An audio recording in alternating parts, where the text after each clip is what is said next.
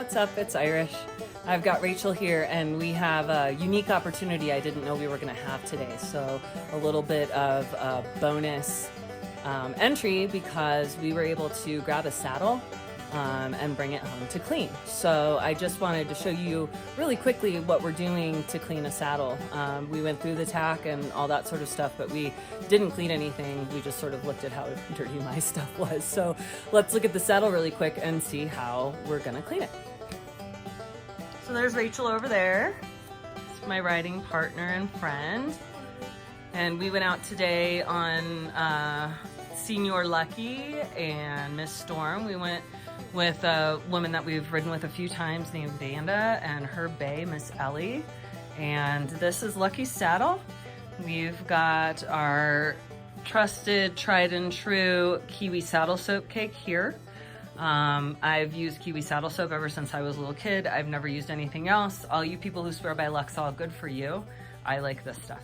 So what Rachel's doing here is she is just grabbing some of that soap. We've got it pretty well lathered up. And she's just doing some cleaning to this saddle. It's very, very dirty. So instead of going over the whole thing with just a sponge, we're hitting it up with the toothbrush to give it a little more fine detail and really get the stitching and things clean. Anywhere where you have dirt is gonna wear on your leather, your fixings, and your findings. So just know that dirt is not your friend. It definitely causes wear and can cause problems down the line. So keeping your tack clean is a smart thing to do. So Rachel's gone ahead and put saddle soap here over the back. Can see it all there. She's really gotten it in there, and you can see that dirt layer. Now what she's gonna do afterwards, and I'll just show you guys quickly, is we'll take a wet cloth and we just wipe away. And you can see, first of all, on the cloth, how much dirt came off of that, but also just how much more alive and lustrous this leather looks. Part of that definitely because it's wet, but also because it's got that soap on it that's allowed this dirt to come out. So what we'll see here as this dries, and we may just give it a quick polish so we can speed things along, is that we're gonna have a significantly looking different piece of leather. This has a little bit of a wax element to it, so you can just use the saddle soap itself, buff it out, and get a fine sheen to your leather just like that. So here we can see on the right side of this concho is our saddle soap side. And right there you can see the line between the dirty side and the clean side, and just what a difference a little bit of saddle soap can make. So yeah, highly recommend that product, and very, very easy to use. What we'll do next is butter it, and so as soon as we get done with this and get it all wiped off, we'll pick you up again and you can come on for the buttering. All right, gang, here we are. We have cleaned this bad boy. It is looking good. We just used Kiwi saddle soap on this. This is just Kiwi saddle soap, looking beautiful and amazing. Rachel's following that up with Whole's saddle butter. Again, guys, I don't get anything from anyone for the products that I tell you I use. They are just the products that I use. I like them, so I'm gonna share them with you. If you're in the market for new stuff or curious about trying something different, you know, that's what I'm here for. But these are two inexpensive and very nice products. Now, the wonderful thing about the Whole's is it does also add water and weatherproof to the leather. My experience with it, it gives, again, sorry all you Lexol people, it gives a more supple feel than the Lexol. And if you apply a nice second coat of it, it's so good for waterproof. I've done 3 and 4 rides in rain with my saddle just completely hammered down on, and the Whole saddle butter has saved it from almost certain damage and wear. So you can see how nicely it's shining up that saddle right now. Here's the side that Rachel already did. You can see how nicely it soaks in. It is just a gorgeous product. And then after it has completely and totally set up. You can buff it to a showroom shine. It is just that nice. So here we have a saddle that had been stored for 2 years in a tack shed, had not been taken out and loved at all. And ladies and gentlemen, thank you to Rachel. It is looking almost brand spanking new now. All right, so that is post-ride saddle cleaning with Board Horse Life. We'll see you guys tomorrow. Thanks. We went riding yesterday, and I showed you a bunch of stuff we did with Rachel's saddle afterwards. We'd already cleaned mine some days before, so that didn't really matter, but I left my trailer in kind of a big fat mess, and I do need to take some of this tack home and clean it. We didn't do my tack check other than the saddle, so we need to go through the rest of that stuff, and I do know that some of it needs to be cleaned, so we're going to grab it, but also we're just going to arrange some stuff in here because it's gotten a little bit ugly in my trailer. So this is my trailer. It is a 1985 Stidham, as I've said before. It was a custom-made trailer, I'm pretty sure, because it's got a lot of really nice work on it.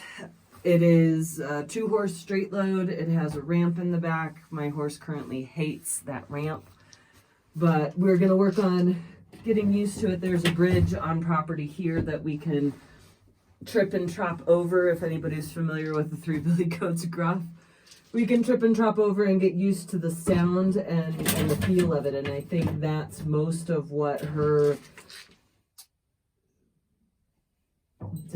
It's not really discomfort, it's kind of leeriness, actually.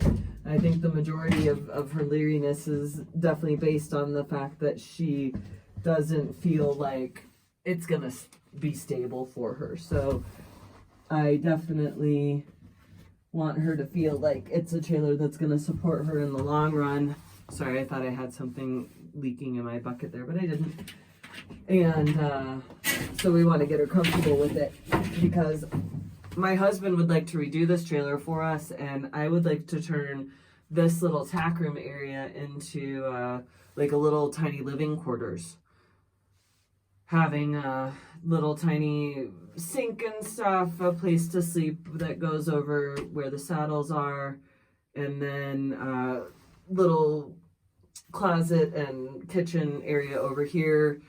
Overhead, probably cargo storage or something. It's a ways off. It'll definitely be a next season sort of a thing, but I can dream about it for this season and definitely be excited. I'm excited for the trailer anyway, and I can sleep in here no problem for this season if I need to.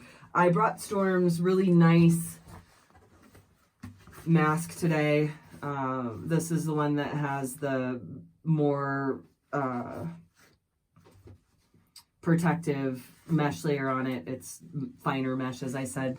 I don't know if you can really see the difference in the low light between the two. Obviously one's more worn than the other, but you maybe can see that that mesh on the bottom of this one is a finer mesh than this one. This one gives about 80% protection from the reflective light of the snow, and this one gives 90. So again, with that UV sensitivity she has, we love this one, but I love having two of them. I love our friends at Equine Sun Visors, Dale and Yvonne. Thank you so much for making this wonderful product, guys. It is amazing. Okay, so that's what I'm gonna do there. No big deal. I left my rope hanging out. I'm not sure. Oh, here's the halter. Okay, so we're gonna take bridle and running martingale, or bridle. This is not a bridle. Oh my gosh. We're gonna take reins and running martingale home. The bridle and breast collar are already there. And I'm just gonna hook this up correctly to the halter. I just hooked her up with a rope halter. I don't recommend that necessarily all the time, but she was in a really calm mood. All the horses were right here. She was right on the trailer. So I just went ahead and made the executive decision to not mess around too much and take time into account, because I was riding with people who rode over here, trailered over here to be with us. So I'll hang the halter up there. I've got an extra bridle with an S-hack in it over here. I'd like to transition her fully to an S hack at some point. I have a mechanical hack to work on it in the meantime, but she really was not an exemplary horse yesterday, so I'm going to go to a little bit more aggressive bit, actually. I'll show you that when we get home, and then work with it a little bit next week to hopefully communicate a little bit better and get rid of the sassiness. She's thinking she's got my number, and she really doesn't, but she's pretty adamant that she does, so we've got to work on that and let her know that she doesn't need to have my number, and I don't need to have her number. We just need to get out there and have a ding-darned good time. Those were the gloves I wore yesterday. They are a head ski glove. I like them because you can put a hand warmer in the back of them. They keep the rest of your hands pretty warm. Rachel borrowed some of my grooming equipment yesterday to do Mr. Lucky, so I'm just going to go through my bag because, as we all know, you have your own order for stuff, and regardless how many times people use your stuff over and over again, they never get your stuff back in the right order. And Rachel, don't feel bad. It's totally fine. I wouldn't get your stuff back in the right order anyway either. So it's not a complaint. It's just something to go through and make sure I have all my things. Some trash from yesterday. And everything else seems pretty much in order. So go ahead and nestle guy back in there. I used Toklat's Coolback yesterday. I think I told you about that. She doesn't seem to like that pad too much, so I am gonna go back to our half pad. It just it's not as warm, I don't think, but when she's working, maybe that really doesn't matter. But this half pad has got it's an older pad, but it's got brand new inserts in it, so it's like a brand new pad. And it seems to be really comfortable. It's been our competition pad throughout the season, and she has seemed to like it. If she was just sassy because we were getting on trail for the first time in a couple months, that's very well part of it, but I don't want to discount her, or I didn't want to discipline her from having a marginal or good experience because possibly I had made her in discomfort. So I'm going to give it another shot with the half pad. If she's sassy with the half pad, then we know we've got ourselves a marish horse. I will say she's in season right now, so that could be a good part of it as well, but is no excuse, certainly. And then over here, I got my boots.